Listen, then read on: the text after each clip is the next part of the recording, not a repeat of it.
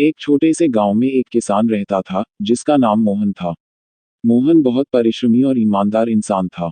उसका एक ही सपना था कि उसका बेटा राकेश पढ़ लिखकर बड़ा आदमी बने और वह जो संघर्ष कर रहा है उसके बेटे को न करना पड़े। मोहन ने अपनी पूरी जिंदगी खेतों में मेहनत की थी। सुबह से लेकर शाम तक वह हल चलाता, पसीना बहाता और जैसे तैसे अपने परिवार का गुजारा करता। उसकी पत्नी सुमन भी घर के कामों में हाथ बंटाती थी और दोनों अपने बेटे को अच्छे से पढ़ाने की हर संभव कोशिश करते थे। राकेश पढ़ने में बहुत होशियार था।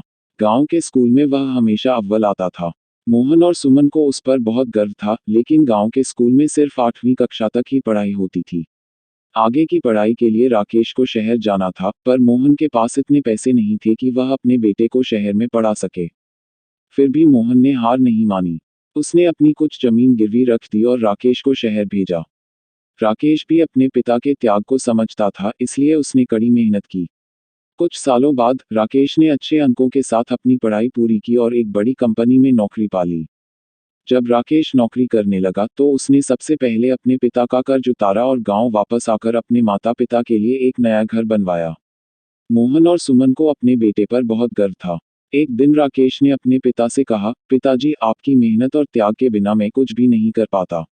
आपने मेरे लिए जो कुछ भी किया है, मैं उसे कभी नहीं भूल सकता। मोहन की आंखों में आंसू थे, लेकिन वह आंसू खुशी के थे। उसका सपना अब पूरा हो चुका था। यह कहानी उन सभी पिताओं की है जो अपने बच्चों की भलाई के लिए अपना सब कुछ न्यौछावर कर देते हैं, बिना किसी उम्मीद के, बस इस आस में कि उनके बच्चे एक बेहतर जीवन जी सकें।